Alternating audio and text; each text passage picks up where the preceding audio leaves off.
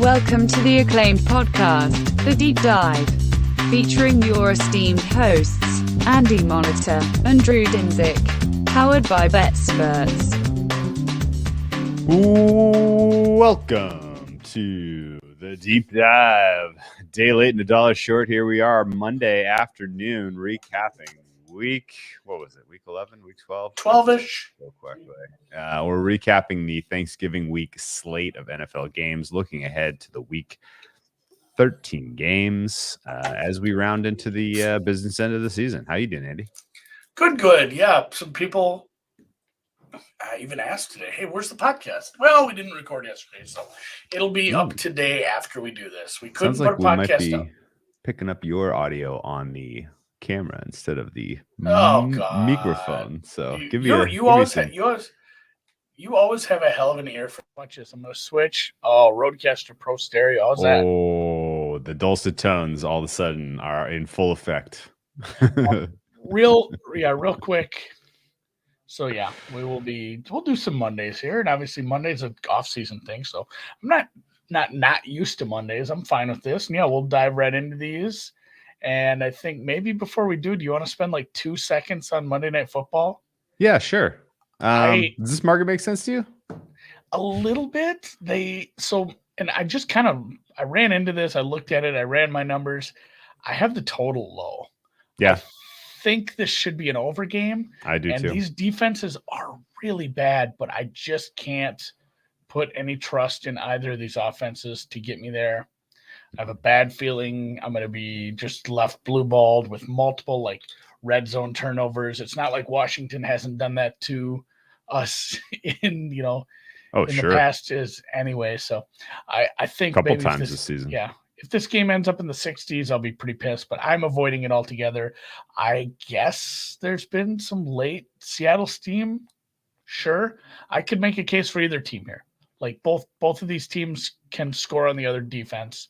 I don't know that I agree with the steam per se, but I thought a pick was a pretty good number. Seattle hasn't shown me anything in a long time to warrant consideration that they should be a road favorite here.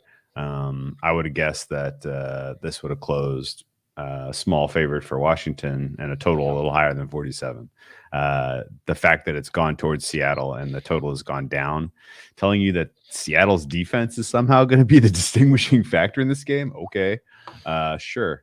This has a lot of the whiffs of the Washington football New York Giants game that we saw back in Thursday Night Football week 2. I don't know if you remember that one, but that one was a 30-29 win for the Washington football team, thanks to the Giants effing up the end of game situation with the penalty and the missed field goal and the re-kick that went in. But we'll take our understanding of the handicap of this game and we'll apply that knowledge to the second half handicap. How about that, Andy? I think so. Yeah, we'll be doing this right up to game time, and then we'll come back for halftime. Obviously, it's Monday night, but yes, let's dig into last week. We started with how much do you want to spend on Thanksgiving? A little, I guess. Yeah. I mean, it's been a while. We had 3 games. It's hard to think back that far. Lions doing what they do at the end again, obviously. Lions got the cover, though, with the Bears. I wasn't sure what was going to happen there because I didn't think either coach was all that smart, but they did what they should have, and the opposite, the anti Buccaneers. They went for the win, not worried about the cover, got it done. Nagy, the rumors, I guess I won that bet. I said the rumors were probably just rumors. They kind of came out before the game even said that. It was a whole weird deal with the Nagy saga. Like the rumors and then the fact that they came out and had to address it. I didn't care for any of that. Very odd in my opinion, but yeah, that's Andy Dalton had 300 yards, man. Like he threw the ball a lot more than I thought he would have to. The Lions are still winless. I don't have a lot of takeaways. I'm not really adjusting either of these teams right now off that game. I don't know why you would. We learned nothing. It was a win-win situation because either you're going to get to see Dan Campbell finally get a win on Thanksgiving. That would have been exciting and happy, and he could have at least not been winless. Or he was going to lose, and the Lions were going to go 16-1, which is also going to be hilarious. So I think really didn't learn or change my opinion of either of these teams at all. Let's talk a little bit about Dallas. versus the Raiders. I did change my opinion a little bit on the Raiders. I thought they were well prepared for that game. I thought their approach was aggressive. I thought the major takeaway was the refereeing was hilariously poor. I thought the in-game decision making by Mike McCarthy was supremely bad, and he only got saved from being filleted because there was so much to talk about with the poor reffing, and there was enough kind of plausible deniability that was his fault, that he didn't really get a ton of the attention for how bad that loss was at some of his decisions, especially at the end of the fourth quarter. That loss is squarely on McCarthy, and that's what you get when you have a coach like McCarthy. Yeah, no disagreements there. And then there was a fight at the end, and I can't believe didn't just take that over. That was not a game I really cared for all that much. Dak was fine, but the Raiders just kept answering, and really it wasn't even so much the Raiders answering. I mean, the Raiders kind of controlled a lot of that game. It was a Cowboys fourth quarter really that pushed that to overtime, and Raiders regular season win totals are hanging on by a thread at this point. I guess whatever. Have I clinched the Lions? I have under 5. You're I guess clinched. They could go 6-10-1. Oh yeah. Yeah. I need 2 more losses somewhere on the schedule for the Lions to get Fingers me. crossed. I had plus money at under 5 instead of the 5.5. So yeah, probably got to upgrade the Raiders a little. They're playing well under, interim head coach Bruce Shaw. Yeah, sure. Derek Carr is still the leader of that team. He got those guys playing up in a big game. Credit to them. I don't think that there's much more to really look at the Raiders and get excited about, especially next couple of weeks. They got some tough competition coming to town, so it'll be tough. And Hunter Renfrow is Mark Wahlberg from Invincible. Somehow he's on an NFL team and playing very well. Very well. Very well. The Bills is a bet I did make. This is when I had some conviction. I laid it with the Bills. We laid it again at halftime. It was one-way traffic. They got a much better game out of Josh Allen. He only had 5 incompletions to go with his 4 touchdowns. Stephon Diggs had a nice day, and that could have been worse. It was really more of a fade of the injured and backup led New Orleans Saints for that bet, but it worked out. It worked out twice, and yes, the Bills. I don't know if I'm like, the Bills are back. Like, that was a really nice spot, even in a road spot, indoors against a team missing a bunch of offensive skill players, and it was a gorgeous win for us. One for the good guys. Yeah, that was a fun outcome. Can't be, especially the fact that was the third of the 3 Thanksgiving day games, made it that much sweeter. Let's talk about Sunday's action. Sunday, it was kind of a mixed bag for me overall. My biggest action on the board came through with Tampa Bay, but that was lucky. What was your overall read on Sunday's slate of results? I got Tampa at 3. So I had 2.5, but I double dipped and got 3 as well once we got. I thought you had some 2.5. I'm like, God damn it! So shout out to our guy Lenny, Playoff Lenny, who payoff Lenny. After I'm like, oh my God, I got so lucky here, and then they run the kickoff. I thought the kickoff was getting housed. I'm like, I couldn't be so lucky. This is what happens when you get bad. Good luck goes bad like that. But yeah, the Bucs looked fine. The Colts are a very good team. At the same time, Carson Wentz playing well. Like everyone, Jonathan Taylor's MVP. Carson Wentz, when he doesn't make a bunch of mistakes, he's playing competent football right now. And they have some decent receivers, and obviously Taylor and that offensive line are playing very well. So kudos to the Colts. They probably deserved a better fate there. But I will. I'll say I got a lucky cover there, but I feel like I should have gotten the. I don't think they deserved a better fate. If you had Colts +3 or if you get Colts +3.5, I know some people had that. If you had +3.5, you deserved a better fate. If you had +3, you deserved a push, I guess. The Colts really put a lot of their. They went for it on 4th down aggressively in that game, and they got it a bunch of times. They knew that the stakes were high and that they needed to bring out their best. I thought they played one of their best games really of the season, and it wasn't enough. And I think we can take away a lesson about Tampa Bay being that much better, and that's an important lesson to know. I thought Tampa Bay also in general, the offense was not a smoothly operating machine for a lot of that game. And a ton of it, I thought, came down to the absence of Ali Marpet. 7 turnovers in that game. And that's why I said the Colts, like, if the Colts don't turn it over 5 times, yeah, that's fair. They outgained the Patriots. I still say Patriots when it's Tom Brady playing. They outgained them by like 40 yards. Obviously, more yards per play, and they turned the ball over 5 times. When you turn the ball over 5 times, you're going to lose. Yeah, and we talked about the Carson Wentz thing and the Jonathan Taylor thing, I thought very presciently, which was the game was gonna be on down to win, Carson Wentz's arm, and you could count on a couple of couple game balls getting picked. I don't really count the final pick. That was no. It really should be 4-2. That last one is not. Still, it was. I thought it was a good effort overall by the Colts, specifically the coaching staff. The way they called the game, I thought was really smart. I thought the aggressive nature. They didn't just kind of. I thought 2 for 2 on fourth. Yeah, I thought they did good. And also going for it on 4th and goal at halftime to take a big lead into half instead of just settling for a field goal and making a one-score game. That was smart. That was good. Frank Reich is still a good coach, and the Colts are a team that's worth betting on in general against other good teams. Just not that day against the Bucks. Tennessee, New England's worth. Are we going out of rotation? I just want to talk about Tampa Bay first because I know. Okay. That was I thought an important game. Let's start with Tennessee, New England. Yeah, this is another one where it's hard to really navigate what might have been when you turn the ball over that many times. But what happened was he got an ass whooping, and I believe this was 4-0 for turnovers. Mac Jones, I don't know if you saw my charts. I put some charts together on him.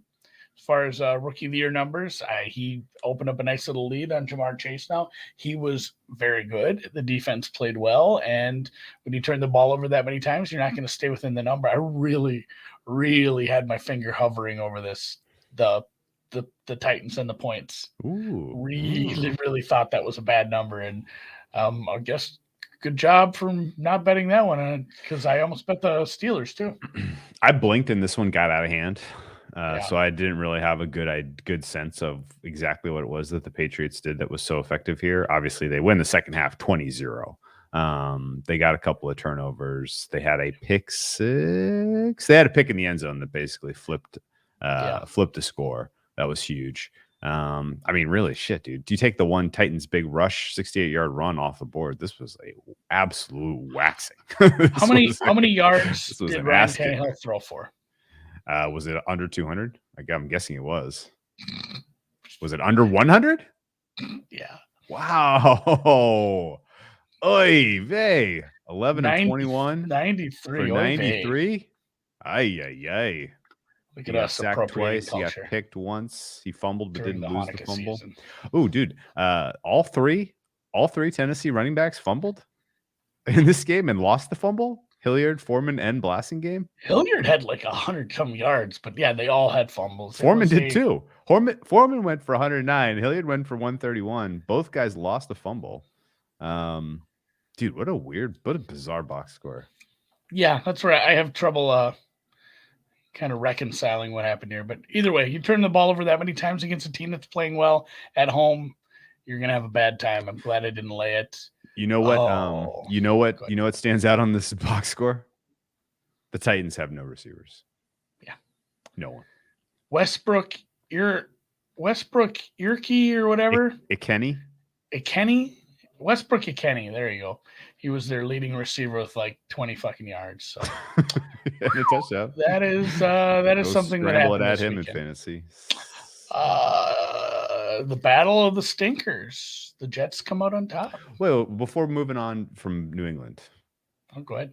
Where are you now with them in their power? I haven't. It's Monday afternoon. I haven't adjusted my numbers. They're do you anticipate adjusting them up? Yeah, they're going to have to move up if the defense is going to play this well. And if Mac can play, Mac doesn't even have to be that good. Just play mistake-free football. Let him. You're a running team with a decent rookie quarterback. Just go out there and don't screw this up. You'll continue to beat teams that you'd let them give the Titans some rope and let them hang themselves. Unquestionably right now, playing if you're playing defense on a big old Myles Garrett DPOY, you need to be looking for Matt Judon and JC Jackson. JC Jackson continues to put up picks as well.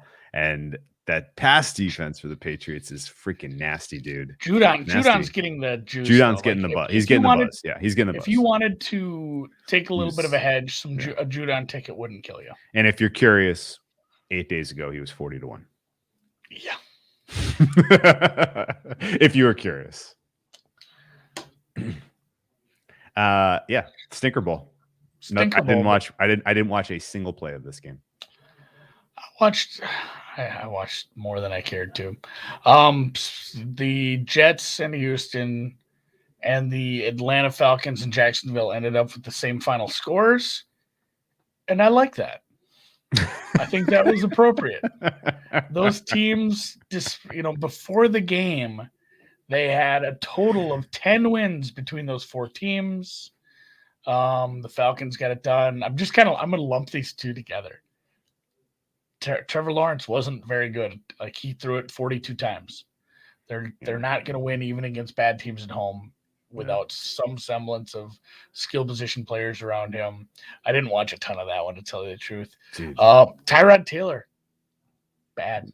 I even went back to reverting to calling him Tyrod because he's got to earn the Tyrod back from me at this point. The standout of the box score. It was a bad game. The standout in the box score. Taylor got sacked 5 times by a team that can't rush the passer. Yeah. Zach Wilson got sacked 4 times by a team that can't rush the passer.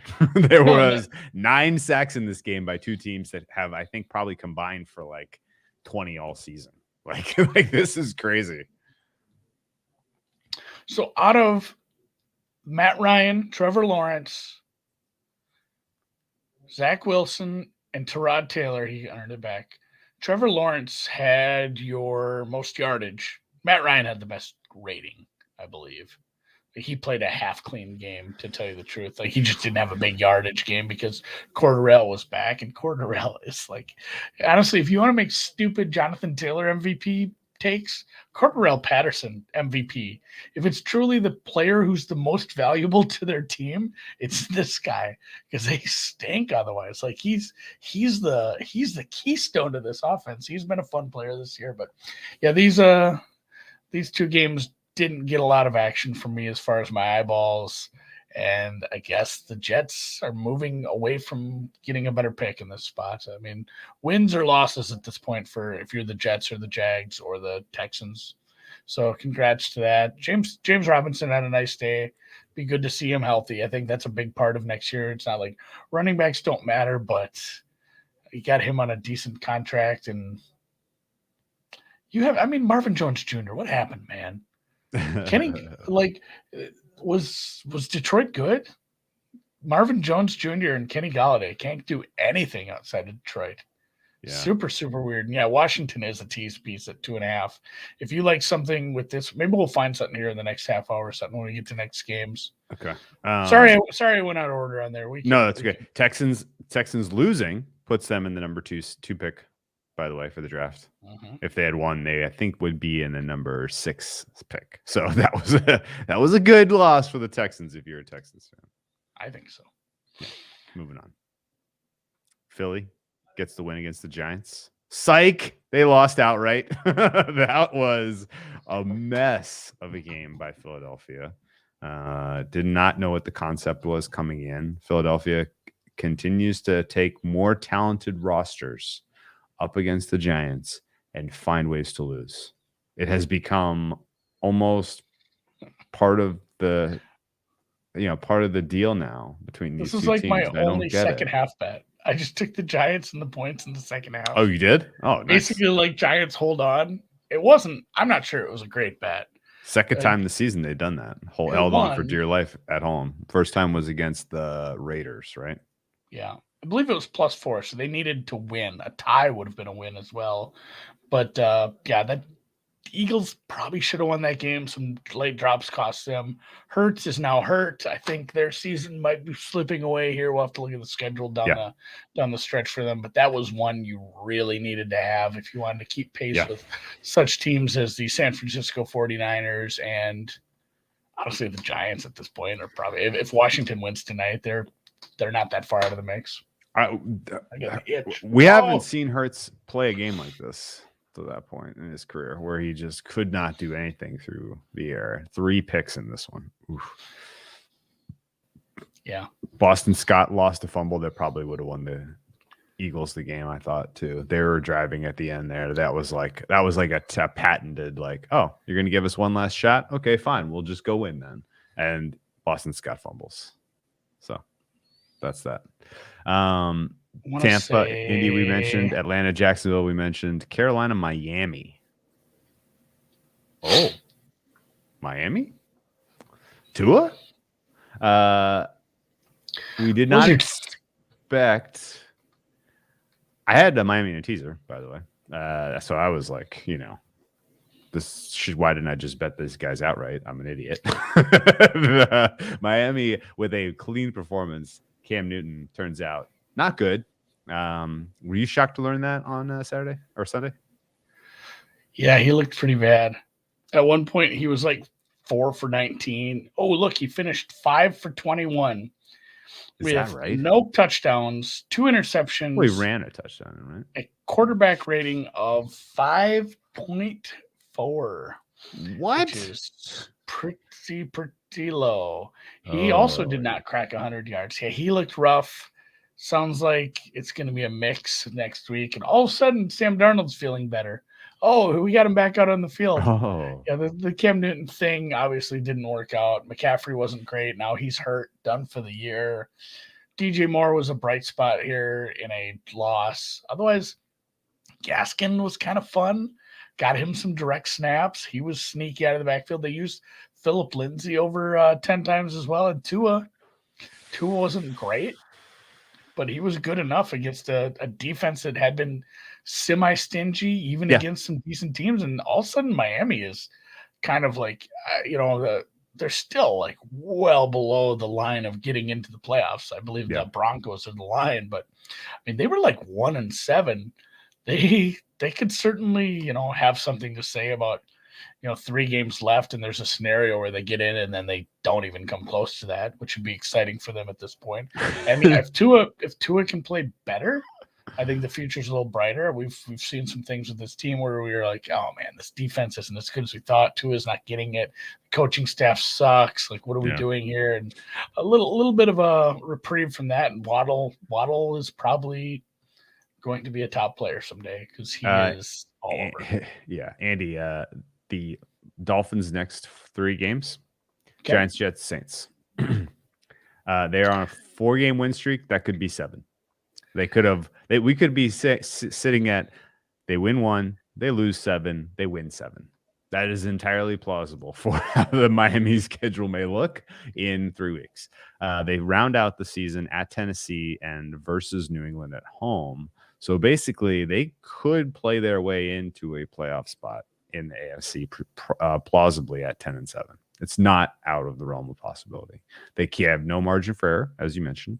But the AFC is still extremely flat, especially after you get past the kind of top seeds. So anything is plausible. And Tua is not like, I don't like the advanced stats and metrics are kind of, it's a lot like Jalen Hurts kind of perception over the season, if you get my drift. Like, none of it passes the eye test. None of it you're seeing and watching, and you're like, this guy's got a feel for the game that is just special and cool and fun to watch. I do feel that way watching Mac Jones. I completely acknowledge. It's like Joe Burrow. Like, he's calm. Yeah, Joe Burrow. Completely agree. There's a certain. It's silly because, we hate like trying when announcers like, oh, they had all the momentum. And then if they had all the momentum, why did they throw that interception? You think momentum would stop them from doing something fucking stupid, but you can't, there is an element to the eye test that needs to be taken into any context when you're looking at the NFL, and like poise can't be quantified, but Mac Jones and Joe Burrow have poise. Surely. And you see some quarterbacks that have happy feet. They're throwing the ball Mayfield. At the feet of a receiver. I mean, Kirk Cousins did that. Kirk Cousins, no, the data suggests Tua is good, but I haven't seen it yet. And I've been looking for it very closely. Like, Is it happening? I can't tell. So we'll see. You know, they're the whereas, which is funny. We were just talking. This team. This is a great matchup to kind of compound on this, because we talked in the preseason about how Carolina were fucking idiots for going out and getting Darnold and then extending him, and now they've set themselves up where if they even have a modicum of success this year, they've screwed themselves for the next couple of years. Well, what has actually transpired for Carolina is probably the best possible outcome, which is all your defensive players you're hitting on all of these defensive players. They look good. Like, these guys are going to continue to be, you'll be able to build around that side of your roster, and you aren't going to get stuck with Darnold when he turns back into a pumpkin next year. And you can move on from the quarterback, him as the quarterback, as you kind of look towards the future. The opposite is kind of happening with Tua, where I don't know I think you're going to end up with a second season where his grade is incomplete, and you really don't know whether you continue to build around this guy. And they have all this draft capital that they may end up not really being able to realize, because it's going to take a really long time before we actually have an answer on Tua one way or the other. And, it is what it is. Miami to make the playoffs is 10-1. So here's the thing. Like, they are, if you look at the playoff picture, they're your 13 seed. They are only ahead of the Jets, Texans, and Jags, the real dregs of the league. But they only have one fewer wins than the Chargers, who are in the 7th spot right now. Like, it is very murky. And their schedule is a lot easier. Yeah, than a lot of those teams we mentioned. Even the 4 seed, your Chiefs have 7 wins. So from the 4 seed to the 13, there's only a 2-win difference. It's a big mess in the AFC. 19-way tie. Remember that. So I don't hate to look at that. Pittsburgh, Cincy. I tried to make a case for the Pittsburgh defense, getting some players back. Not everybody who was supposed to come back came back. So I said, I'm not. And also, like, you made a point, and it's a good point. Like, you can't back old ass Big Ben the week after he looks good. That's when he tricks you. It's like I'm just like, all right, we didn't get it. I talked myself out of it. I'm like, we didn't get everybody back, and like, I just can't back Big Ben here in this spot. And God, again, plus 1.1 units for me, because it was a bet I did not make. Nice. And that was an absolute. I was cheering Cincinnati on because I didn't bet it. I'm like, let's go. Let's make this even more embarrassing for the Pittsburgh Steelers. And they certainly did all that. And I mean, the defense came up big. It wasn't even. I mean, Mixon's great. Mixon might be better than Jonathan Taylor, because Jonathan Taylor has an offensive line. Mixon does not. Yeah, Mixon is doing a lot on his own. They have just a well-balanced offense, because they have so much talent that you have to be. You can't sell out for Mixon like you could for some of these other guys, right? That's true. Like, if you sell out and try to stop the running attack for Cincinnati, you are going to get burned over the top or in the middle range. Yeah, they have, just so many receivers. Higgins, Boyd, Uzomah, Evans, Thomas, Morgan. even Mixon in the passing game. A lot of good receivers there. Yeah. And they made him look silly at times. Sam, I think we actually talked about this in detail at one point, but I completely agree with you. Either through performance or injury, Dak could still fall out of the comeback player of the year race, and Burrow could win it.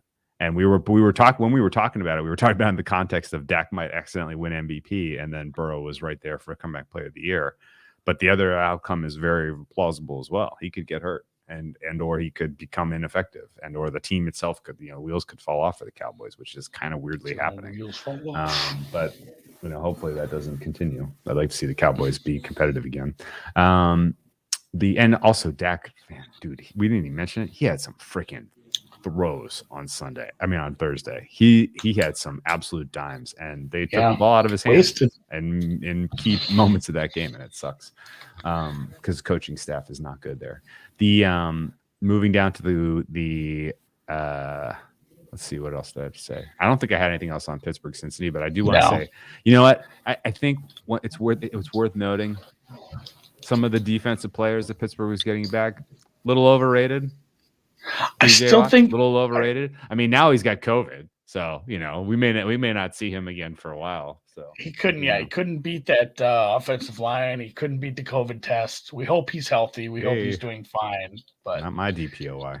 Not my DPOI. Plus, that a little bit of a nasty streak in him. You see what he did to our guy Joe Burrow? That's not cool. Myles Garrett. I was about to say Myles Garrett. He's superlative clean record, Andy. He has never stepped out across the line. Oh my god! Almost said Myles Garrett would never after he clearly did have one mild incident the other year. One slip. One lapse in judgment. All right, we're done with that game.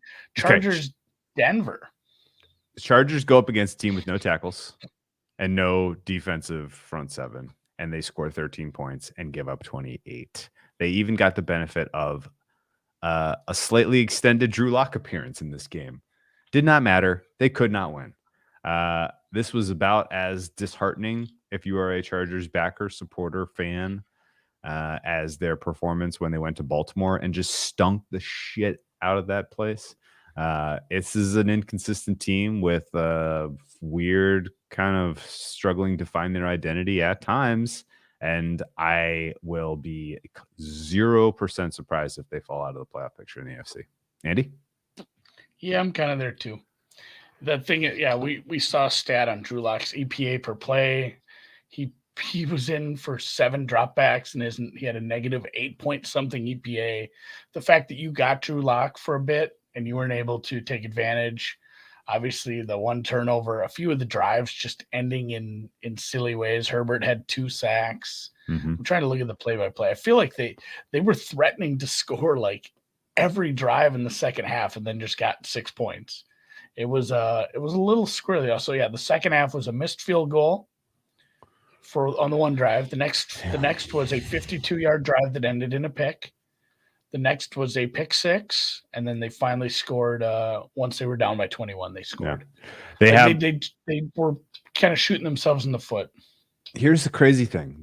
And again, it wasn't a great matchup for them against the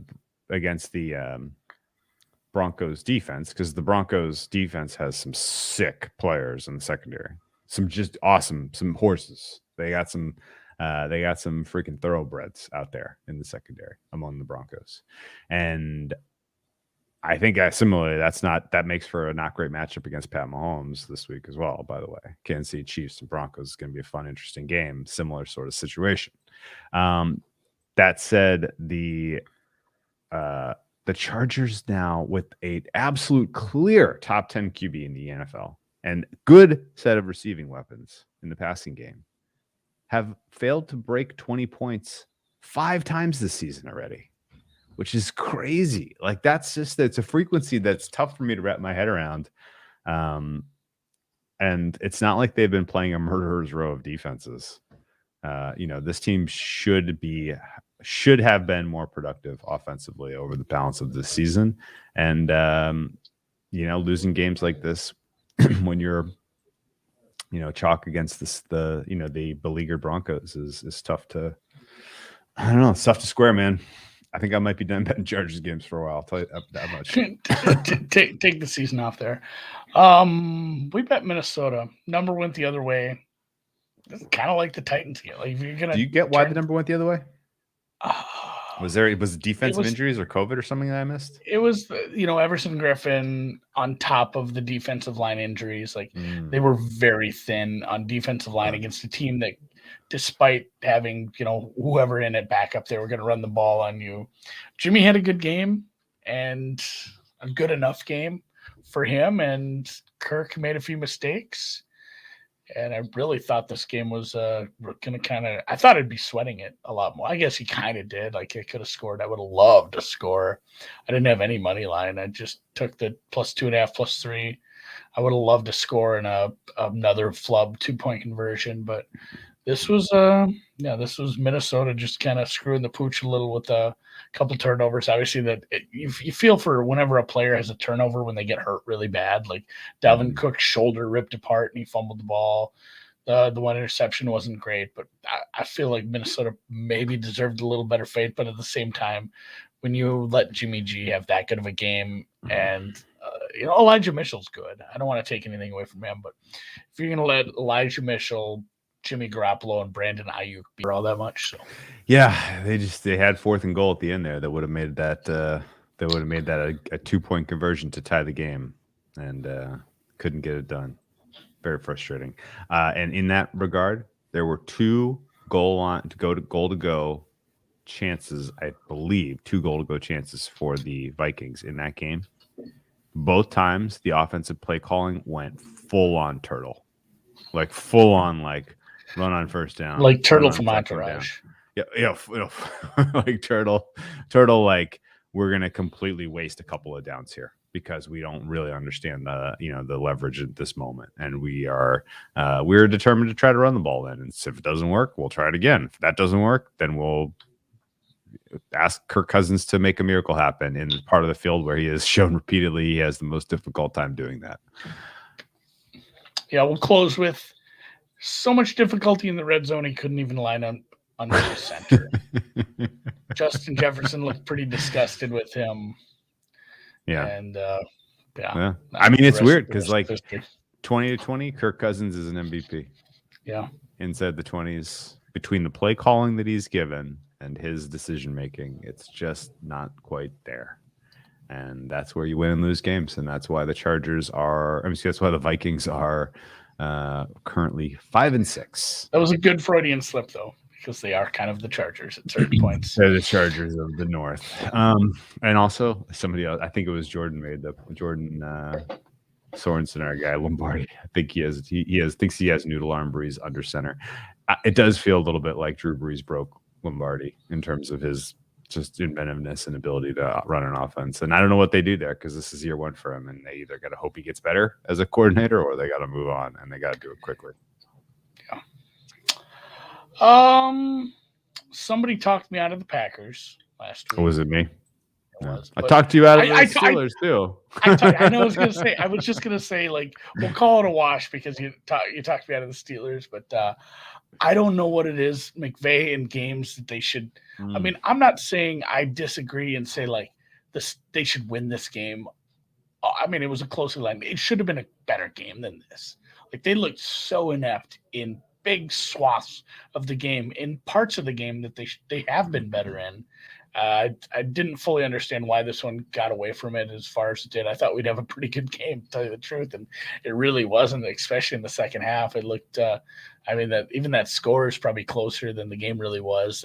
They scored 11 in the fourth quarter there, and yeah.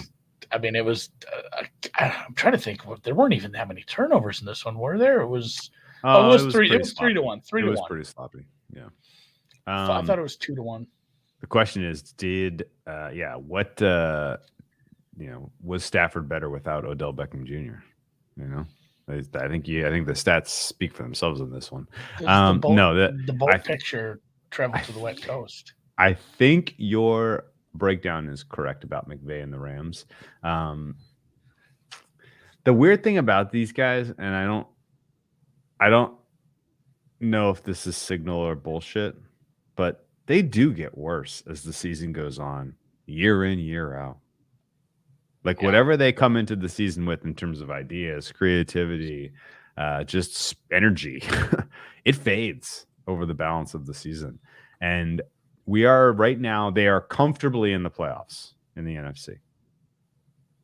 There's really only one spot in the NFC, as far as I can tell you, that's truly up for grabs, and it's the 7th seed. Right now, the Niners with the winning record are comfortably in the playoffs in the NFC. So the Rams are definitely in, or at least for now. And they're probably going to get the 6th seed. And that basically puts them exactly where they were last year, led by Goff and Wolford. John Wolford and Goff combined got them to the 6th seed last year. At least the Wolf.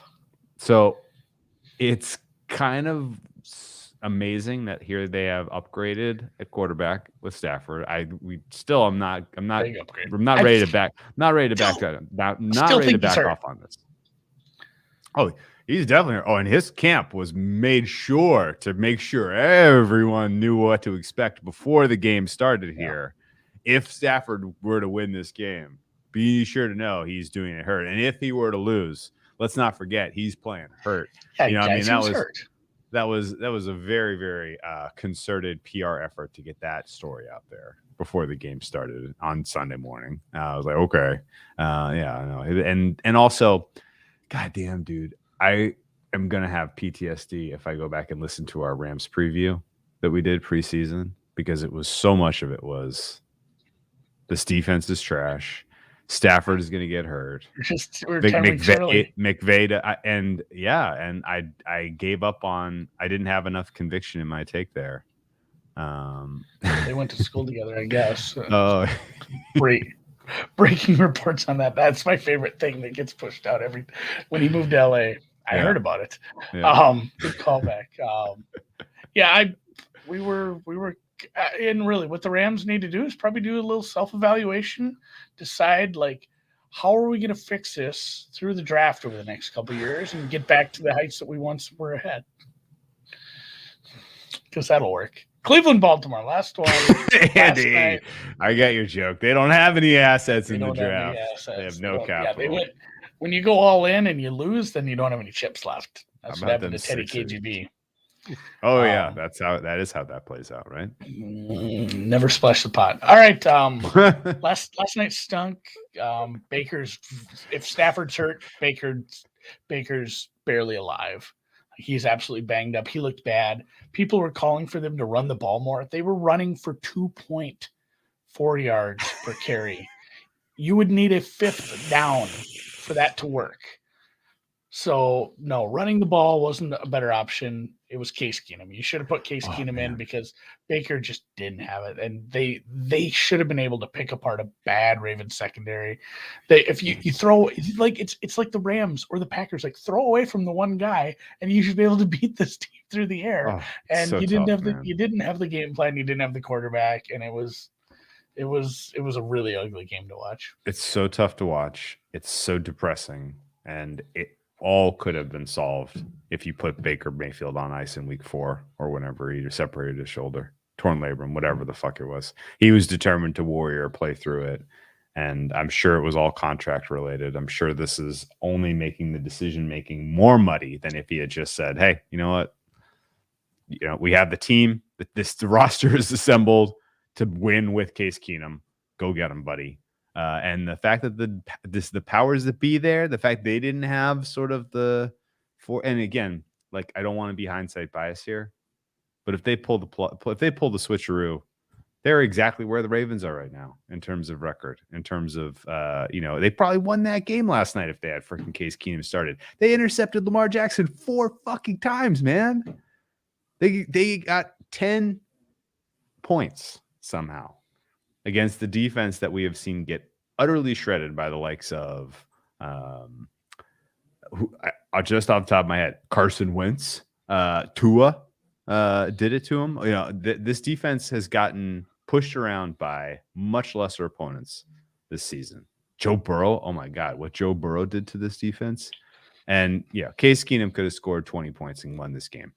And they didn't have the conviction to do it, and it's very frustrating. Lamar was bad. Like, Lamar had a legitimately bad game. His passer rating was 46.5. He threw the ball to the other team 4 times. Several of them were egregious, horrible, right at the gut of a linebacker that everybody could see because they had those awesome jerseys last night, and they weren't all black. Like the Ravens, it's not like the jerseys were very different. It was all black and all white, man. You should be able to see those guys. That linebacker was just sitting there. That one drove me up a wall. And this was another one too, where I had the Ravens minus 3.5 or 4.5 pregame, like early in the week. Not one I deserved. Not one I deserved at all. So I take it like all the bets I should have won, I lost. All the bets I should have lost, I won. Whatever. We'll move on to this week. And did you play anything at halftime? I took a little bit of Browns plus a half. The last field goal killed me. God. I still thought I'm like I was hoping for, and the chat agreed. I asked the chat, I'm like, would you rather, if you're betting this, would you rather see Case Keenum? There was not a disagreement in there. I really, just the way that Lamar was playing, I thought we could get something done, at least lose by 3, but wasn't meant to be. Justin Tucker, is Stefanski in any way at risk of losing that locker room for not pulling the switch here? I mean, he's got to make a decision during this bye week. He's got to make a call. They're at 6-6 right now. They need to win out to make the playoffs. Yeah.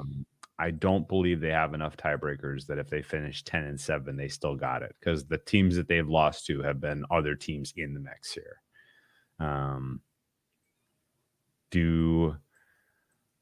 They are out if they do not run the table. So they can't afford to lose to the Ravens coming out of the bye. Does Stefanski have the support of the locker room to make the switch? Does he lose the locker room if he does not make the switch? I think he has enough equity from last year still. I don't think he loses the locker room, but he might lose the team for the year. Like, he might be playing for nothing at that point. So, I don't know. Interesting. We got 2 weeks to kind of track the Baker injuries. God damn, dude. The Browns have lost to every other team that's in the goddamn playoff hunt. Yeah, they don't have any tiebreakers. They've lost to the Chiefs, Chargers, Steelers, Pats, Ravens now. And also the Arizona Cardinals, which doesn't help nor hurt them. I'm gonna text Odell's dad, see where we stand in this Baker situation. Okay, good call. This week I've not really made any moves yet. There were a couple. I was tempted by the Lions +7. I think that's a bit much at home, despite a team that, you look at the record, it's pretty bad, but they have played teams close. But I think Swift might not play, and that really leaves you with nobody left. So maybe the Vikings get some defenders back, and that's looking like maybe that's not such a good bet anymore. That total might be a little high. I don't know if Minnesota doesn't like play run away and hide with a lead. Like, when if they got a 10-0 lead on Detroit, they just run Madison into the ground. Did you have no opinion on Thursday Night Football? Oh, I skipped completely over that. Sorry, Dallas New Saints. Orleans. I'm staying away from that because that feels like I could get myself in a ticklish position. You're not ready to go to war with the Dan Quinn All-Stars? There's still a chance that all of a sudden it's like, hey, guess what? Dak and Coop have COVID. Well, Coop has had it. Well, he's back. He's back. He's going to get it a third time? Yeah. Or miss a third week with another case? Yeah, something bad like that happens if I take the Cowboys on the road. But man, if this number, and that's the thing, I'm fine with waiting, because if they're fully healthy, you get Coop, Lamb, Dak, and your offensive line healthy against what the Saints are trotting out, I'd lay 6 on the road with them. The Saints have no juice right now with that offense. They're not going to be able to score. Again, at home. But again, it's another. Give me the Cowboys fully healthy offense on turf. I'll lay 6. So I'm not rushing, because I have a bad feeling that if we're missing some players for COVID, I won't want to get involved in that at all. Yeah. Yeah. I completely agree with you. Also passed on in Detroit. Arizona, Chicago. Why is this number so low? What am I missing? I don't know. I feel like this is one of those where we should bet the over, but then it ends up like, Is it going to be Andy Dalton? Is it going to be Kyler Murray? Maybe this is an easy skip. Yeah, we need a little more quarterback information. If it's Dalton and Murray, I'm going to take this over. That's my guess as to what this is. I mean, it did not look to me like Fields had the air of a guy on the sidelines, like, I'll be back next week. Did you get that sense? Yeah. This is another one too, where it's 7.5. We're sitting on anything under 28 for a Cardinals team total, even on the road. Tempting. So I like Cardinals. I like over. I like Cardinals team total over. Nothing yet. I'm going to check into that a little tonight. The Falcons, boy, a lot of big road chalk this week. Tampa heads to the Mercedes Butthole Dome as a 10.5-point favorite. Big, nice total in here.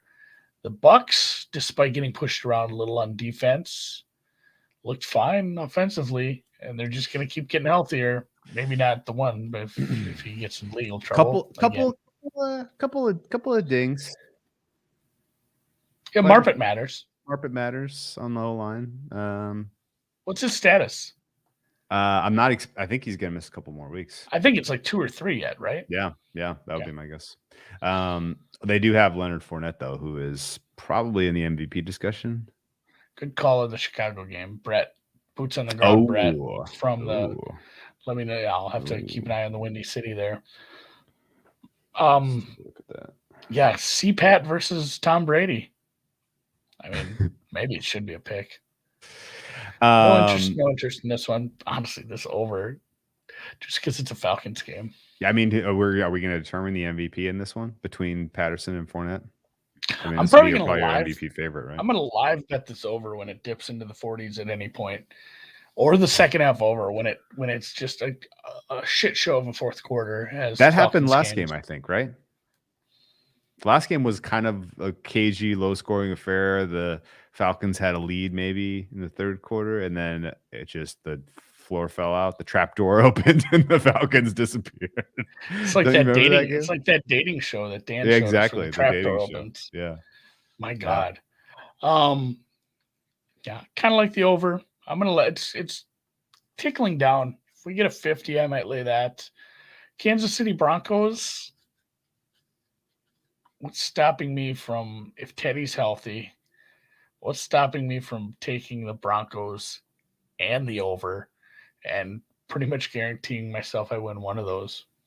I don't think the Broncos offense has a bad day at all. I think if you feel that way, then you just take the points with the Broncos. Yeah.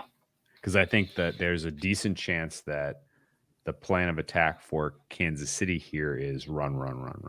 And the game may get artificially short. Ish. Yeah. Do you know what I mean? Yeah. Have you heard any Narrative Nation getting involved here with Andy Reid off the bye yet? I think that's just been pounded into the ground, and we haven't gotten to that point of the week. That's more of a Wednesday thing. Okay. We'll get to it Wednesday. But Andy Reid is very good off a bye. Maybe that's why this line's inflated. You have to pay a little more for the 10. I'd pay minus 115 for 10, I guess. Do you think we can wait and take 10.5 if we wait till Wednesday? Or am I getting greedy? See, at Chris, it's floating the other way, where it's getting closer to a 9.5. Okay. So we're not going to see a 10.5. 10.5 is minus 130 right now. 9.5 is minus 106. Okay. I don't know. Worth monitoring, but I do lean towards the Broncos there. Too many points for a team who seems to have figured out that they have receivers. Yeah. And actually have some running backs. And this is, again, it's not a good secondary, despite how they decide to shuffle things around, how they shuffle around the defensive line. It's still not a great defense. Never will be. Colts, Texans. More road chalk. You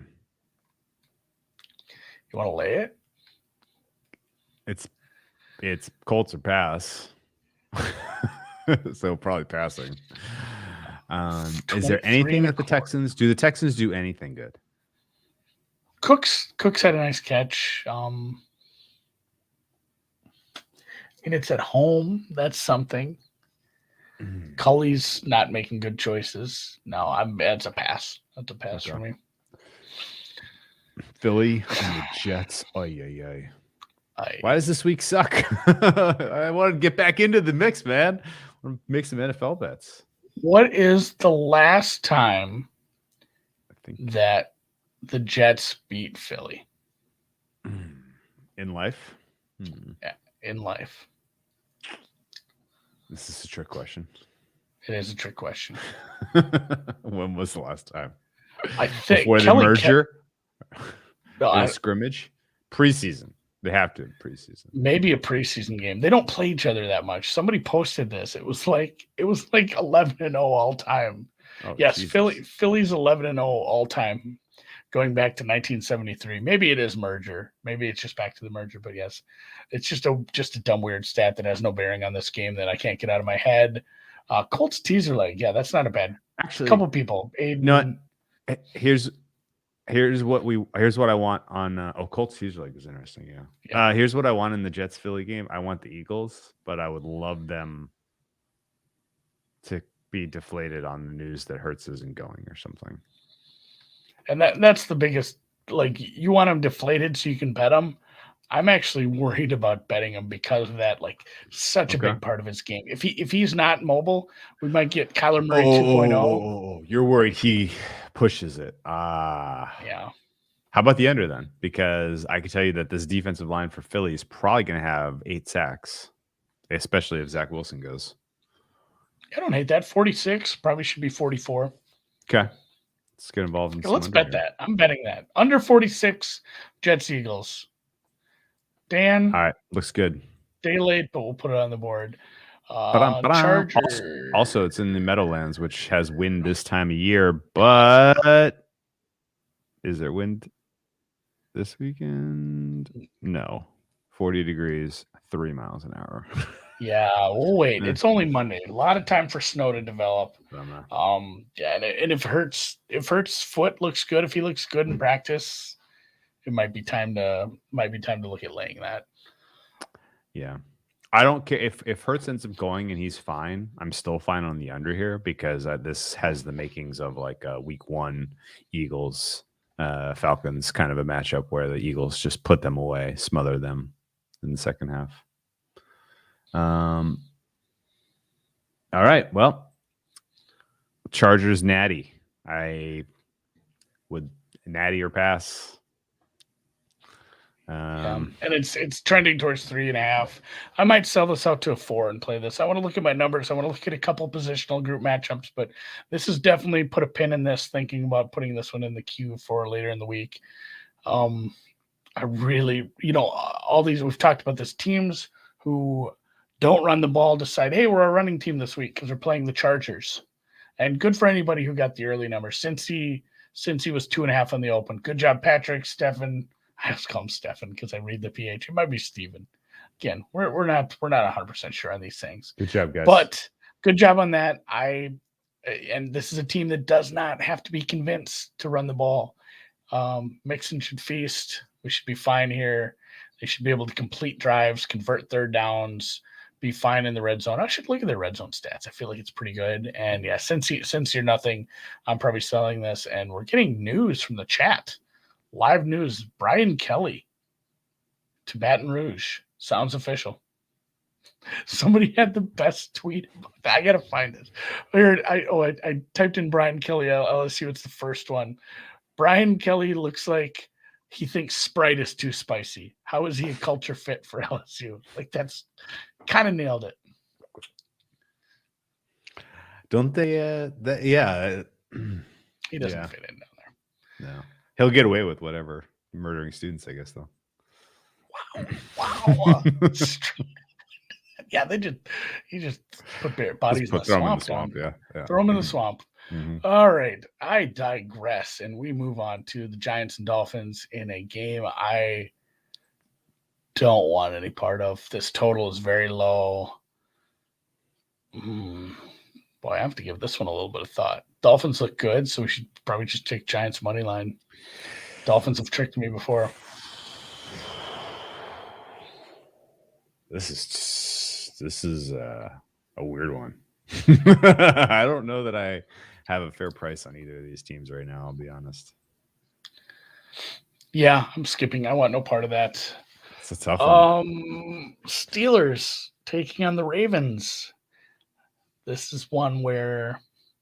Oh, you're skipping the Washingtonians because they're playing? Yeah, I'm just looking at the Chris actual odds. Like, I have it open. They don't have it up on the board anyway. So, yeah, sure. Ravens, Steelers. If Lamar looks better, he should be able to play well against that defense. He'll get sacked a few times as he always does, but should be able to run against them. And as we saw Joe Mixon do, and despite being on the road, they're leaning towards 3.5 point favorite. Steelers, though, I think this offense probably looks a little better against a Ravens D. They want to run, or they want to throw. They want to throw to their running back. Like, they should be able to matriculate. This total might be a little low, but I'm a little spooked by both quarterbacks playing pretty bad at the obviously last week. And weird one. Yeah, it's this is a weird time to bet either of these teams on or against. Really. And this is a low number. And then Rams as a near 2-touchdown favorite. It was weird. So I bet the Bengals last week. I had absolutely no pause walking to the window, betting the Bengals at the same price point against Pittsburgh. No pause. I had no hesitation. I don't feel that way about the Ravens. That's Yeah, a I'm there. weird. I don't want to bet this. That's a weird kind of rationalization, though. I mean, obviously that Bengals were home, Ravens are on the road here, but not a lot of home field advantage for these two teams in this spot. Baltimore Ravens defense is not as good as what we saw against the Browns. Steelers might be playing music at practice too. Not sure if you caught that. Yeah.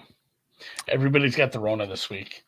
I'm worried. I said this to Drew in the chat, in the DMs. I said, I'm worried that we're going to end up with some messiness here the next few weeks with some cancellations. Obviously, we've seen it with the Islanders.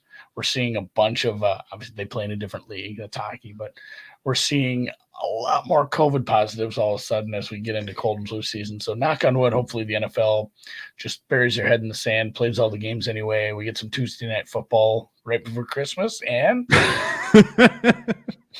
what do you make your Rams Jags number?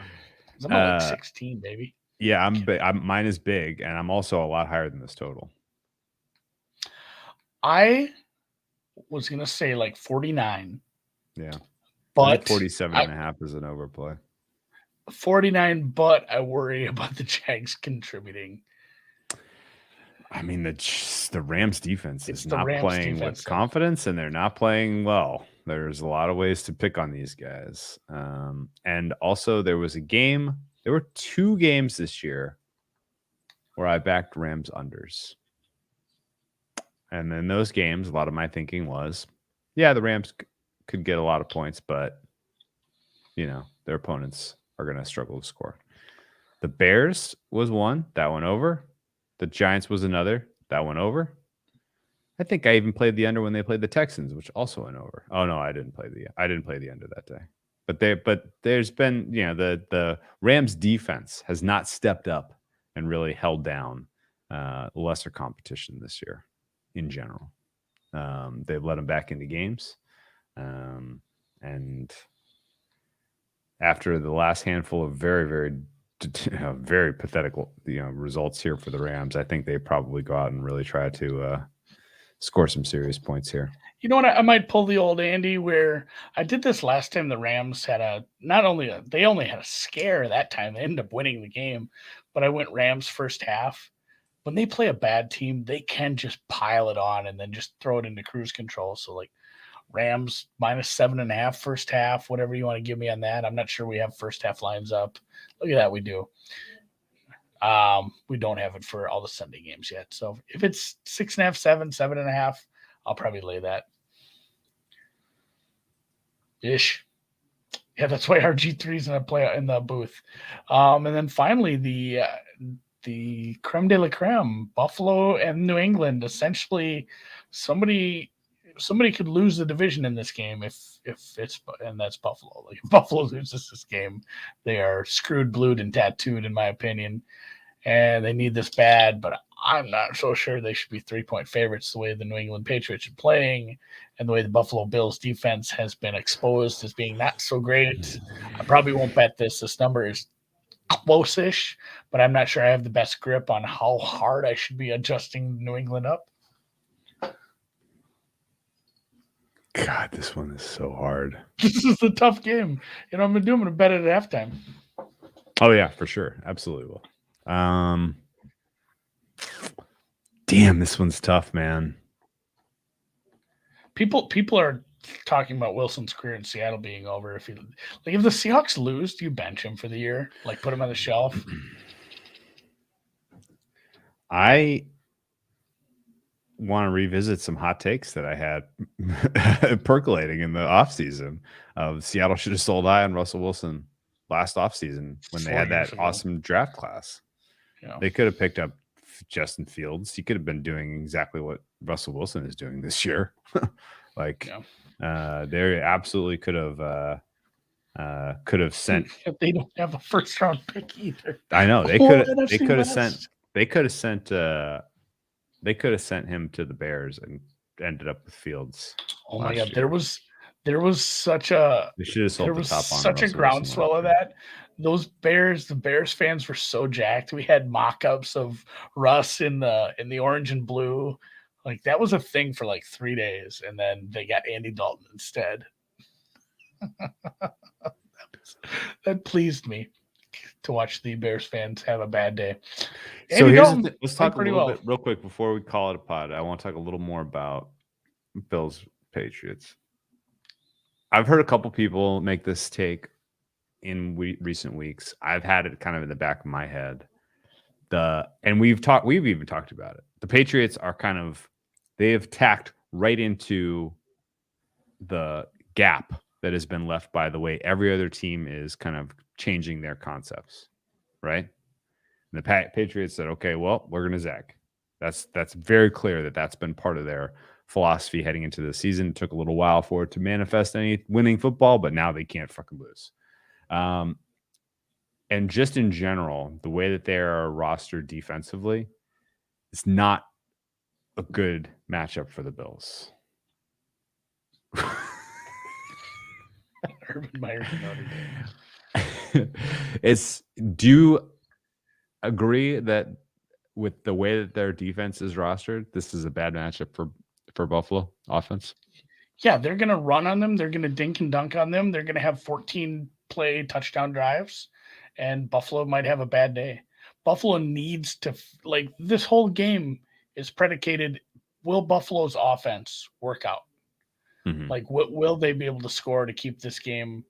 And they might win and not cover. I think this is a very close game. Aspects of the Patriots defense are overrated in general, but I think the way they match up against this team is pretty solid.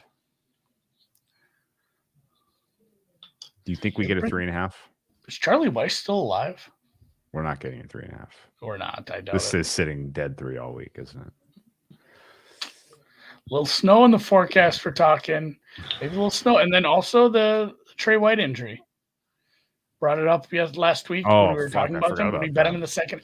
We talked about it at halftime. We said this isn't going to matter in this game because the Saints have nothing to offer, but it will matter going forward. So, I think we joked that it wasn't going to matter in this game, but then, lo and behold, I completely overlooked the great Kendrick Bourne, who is the clear number one best wide receiver free agent acquisition last year, and it's not close. Kendrick Bourne is the only reason I didn't lose all my money in DFS last weekend. He was a very nice addition to the squad when a couple of other players decided not to show up. So, all right. Yeah, good job. Anyone getting the 3.5 on the look ahead? I wouldn't blame you for just taking Patriots straight up. It's a tough place to play. But, man, the way this offense is humming against a defense, it's not really set up to beat that kind of offense. I lean Patriots here. We'll be back in a couple days, huh? We'll do it. We'll keep the team total pods, the team total – whatever, we'll keep those rolling. We'll have some more bets. We'll go over all the games in a little more detail. Did all of the ones we shortlisted all hit last week? I think they all did. Honestly, yeah. Those are the only things working out. Really got an eye on those team totals right now. So why that? I don't know. Oh, yeah. We'll be back in a few hours for halftime, too. Don't forget about halftime. We'll talk to you again. Yeah, hour and a half. We'll see you. Except... Andy got muted. Unless you're listening to this in podcast form, then it might be Tuesday. There's no Tuesday Night Football yet. Dude, I need a detox, man. I got some fucking wicked heartburn. Wicked hot.